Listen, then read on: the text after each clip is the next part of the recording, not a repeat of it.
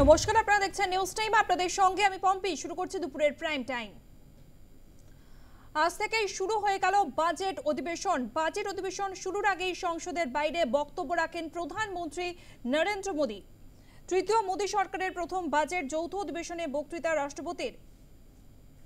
Budget অধিবেশন শুরুর আগেই সংসদের বাইরে বক্তব্য রাখলেন নরেন্দ্র মোদী।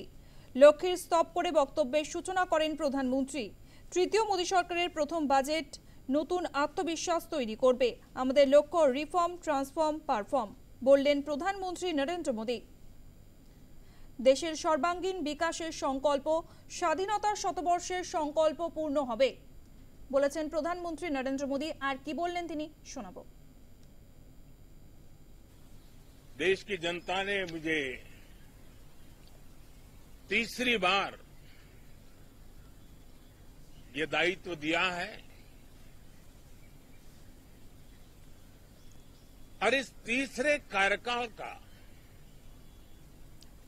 ये पहला पूर्ण बजट है।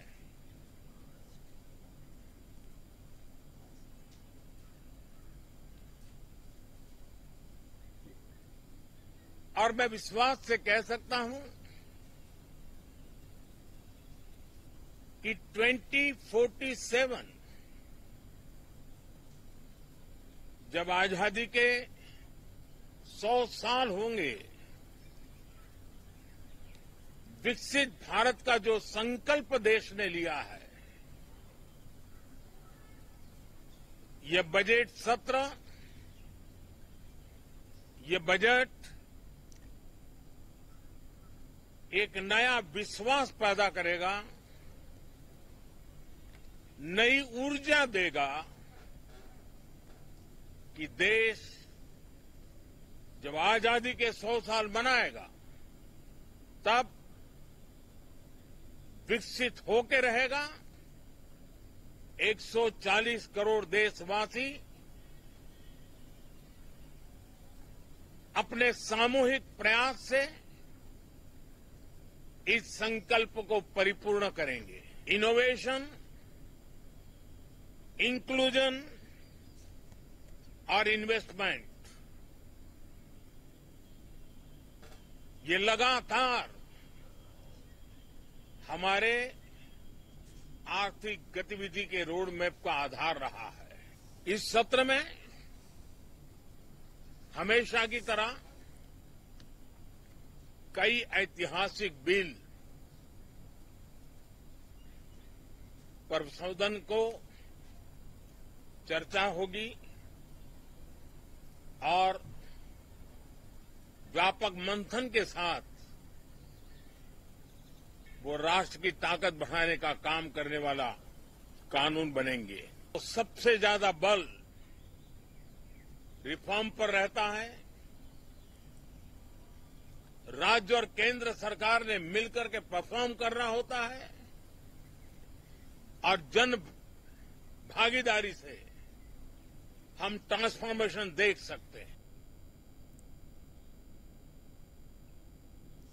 বাজেটে বিদেশি শক্তির প্রভাব থাকবে না। বিদেশ থেকে অশান্তি পাকানোর চেষ্টা চলছে। প্রতি অধিবেশনেই কিছু না কিছু ঘটছে। অশান্তিতে মদত দেওয়ার লোকেরও অভাব নেই, কিন্তু এই প্রথমবার কিছু হলো না বলেছেন প্রধানমন্ত্রী নরেন্দ্র মোদী। শোনাবো আপনাদের।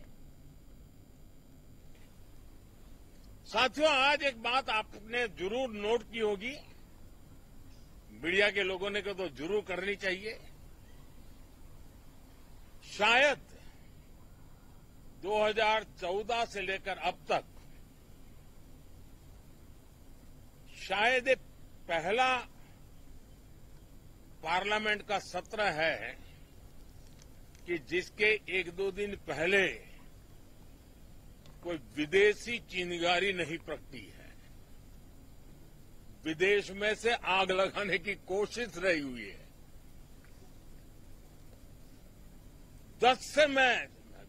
10 साल से यानी 14 से देख रहा हूं, हर सत्र के पहले शरारत करने के लिए लोग तैयार बैठते थे और यहां उसको हवा देने वालों की कोई कमी नहीं है। ये पहला सत्र मैं पिछले 10 साल के बाद देख रहा हूं कि जिसमें किसी भी विदेशी कोने से कोई चिनगारी नहीं हुई। আপনারা শুনলেন প্রধানমন্ত্রী নরেন্দ্র মোদী, তিনি বললেন বাজেটে বিদেশি শক্তির প্রভাব থাকবে না, বিদেশ থেকে অশান্তি পাকানোর চেষ্টা চলছে, প্রতি অধিবেশনেই কিছু না কিছু ঘটছে, অশান্তিতে মদত দেওয়ার লোকেরও অভাব নেই, কিন্তু এই প্রথমবার কিছু হলো না।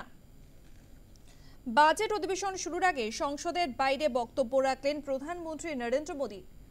সেখানেই তিনি বলেন বাজেটে বিদেশি শক্তির প্রভাব থাকবে না, বিদেশ থেকে অশান্তি পাকানোর চেষ্টা চলছে, প্রতি অধিবেশনেই কিছু না কিছু ঘটছে, অশান্তিতে মদত দেওয়ার লোকেরও অভাব নেই, কিন্তু এই প্রথমবার কিছু হলো না, এমনটাই বলেছেন প্রধানমন্ত্রী নরেন্দ্র মোদী।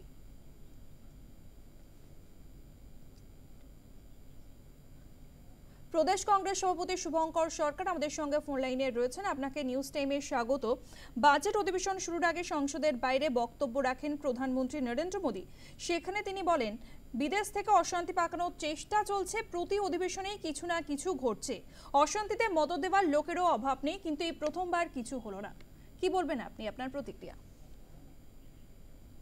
প্রধানমন্ত্রী তো সংসদের ভেতরে বলতে সাবলীল ভাবে কিছু করতে পারেন না।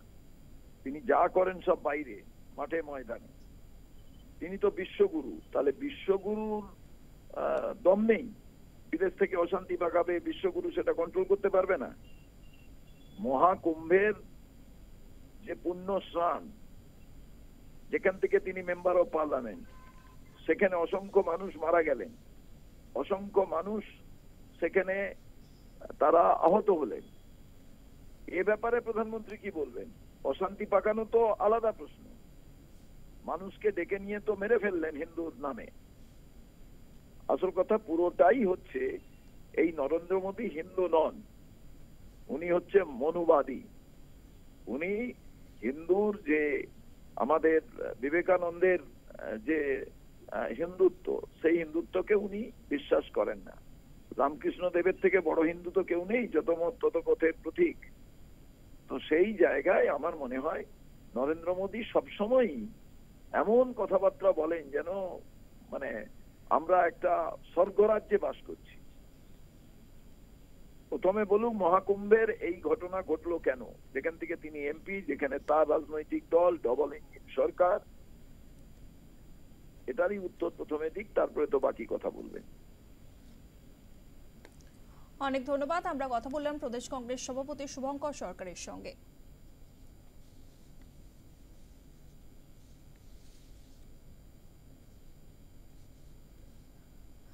বাজেটে বিদেশি শক্তির প্রভাব থাকবে না, বিদেশ থেকে অশান্তি পাকানোর চেষ্টা চলছে, প্রতি অধিবেশনেই কিছু না কিছু ঘটছে, অশান্তিতে মদত দেওয়ার লোকেরও অভাব নেই, কিন্তু এই প্রথমবার কিছু হলো না। ইতিমধ্যে আপনারা জানেন বাজেট নিয়ে আশা আকাঙ্ক্ষা সাধারণ মানুষের নানা মহলে। কোন জিনিসের দাম বাড়লো, কোন জিনিসের দাম কমছে, সাধারণ মানুষের নজর রয়েছে সেদিকে। কৃষকরা কি বলছেন শুনবো।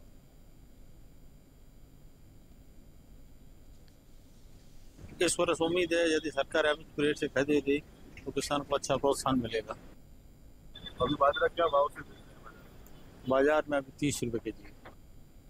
एमएसपी लागू होने से कितना फायदा होगा जो बाजरा के किसान तो सरकार एमएसपी से खरीदेगी तो जरूर फायदा मिलेगा किसान को। उम्मीद तो सरकार से ये एमएसपी में है, बाजरे की रेट अच्छी मिले, ये हमारी सरकार से है अपील है। सरकार से यही उम्मीद है कि एमएसपी लागू करे और किसानों के लिए फायदा होगा, क्योंकि किसान मंडी के अंदर ले जाके बेचते हैं तो उनको आधी पूरी रेट पे माल बिकता है और महंगी रेट पे वापस देते हैं, इसलिए एमएसपी से किसानों को बहुत फायदा होगा। तो कितना बाजरा बोते हैं आप साल में कितनी उपज होती है? बाजरा हम करीबन 50 बीघा बोते हैं। কাশ্মীরের পর্যটন ব্যবসায়ীরা কি বলছেন শোনাবো। The promotion budgets given to the departments that promote tourism are very less. If we have bigger budgets, we can bring in more tourists and we can contribute more to the economy.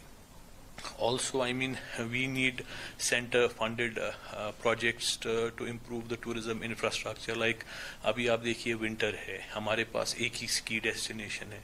We can have many more ski destinations here. So we need liberal funding for adventure-related projects here. कि budget में एक अलग provision होना चाहिए tourism sector का। खासकर अगर house boat industry की बात करेंगे, बहुत बड़ी इंडस्ट्री है और हमेशा इसने टूरिज्म का नाम जो कंट्री का है वो जिंदा रखा है। और इस बार हमें उम्मीद है जो फाइनेंस मिनिस्टर हमारी कुछ अनाउंसमेंट करने जा रही है, स्पीच देने वाली है, फिर वो इम्प्लीमेंटेशन उसकी होती है। तो इस इंडस्ट्री के लिए खास से कुछ बजट का अलग एलोकेशन होनी चाहिए कि उनकी जो ये इंडस्ट्री है, खासकर हाउस बोट्स, ये बिल्कुल खत्म होते जा रहे हैं। हमारे पास कोई प्रोविजन नहीं है, फाइनेंशियल असिस्टेंस नहीं है, कोई इंस्टीट्यूशन सामने नहीं आता है जो हमारी हेल्प करे और हम अपने काम को आगे बढ़ाए। तो इसलिए हमें ये जरूरी होता है कि इसमें गवर्नमेंट का एक बड़ा रोल रहता है, हैंड होल्डिंग रहती है, खासकर जब बजट की अनाउंसमेंट होती है। সেরামিক ইন্ডাস্ট্রির সঙ্গে যারা যুক্ত তারা কি বলছেন শুনবো।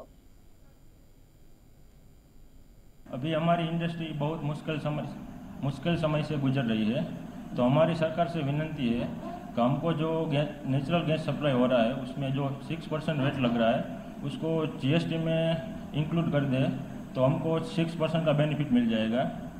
और दूसरा है 45 दिन वाला एमएसएमई वाला, तो उसमें क्या पोजीशन है, हम सब लार्ज और मीडियम कैटेगरी में आते हैं और हमारा जो सप्लायर है सब लोग मोस्टली उसमें माइक्रो और स्मॉल में कैटेगरी में आ रहे हैं, तो हमको उसको पेमेंट देना पड़ता है और हमको अपना क्लाइंट से पेमेंट नहीं मिलता है। तो हमारा ये निवेदन है सरकार से कि हमको भी मीडियम और लार्ज स्केल को माइक्रो और स्मॉल कैटेगरी में ऐड कर दे, जो कि हमको पेमेंट अपना क्लाइंट से मिल जाए और हम टाइम पे पेमेंट सप्लायर को दे सकें।